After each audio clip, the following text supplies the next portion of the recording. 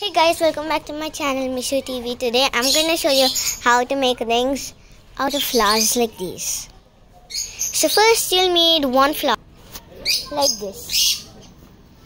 Second, you're going to make holes like this in the middle of the flower for every single petal. See, this is how you make holes. You hold this part, fold it and peel a little bit. So then you get a hole. So you do that to every single petal you have, like this.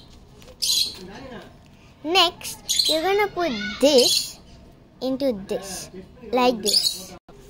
Like this. The hole has to come in here. So you have to do that to every single petal now. Like this. This hole has to come in this. So now your ring is ready. Your ring is already done. See, this is how you wear it. This one should come here. Hold this branch here. And done. Thank you. Bye. If you like this video, click on the like button.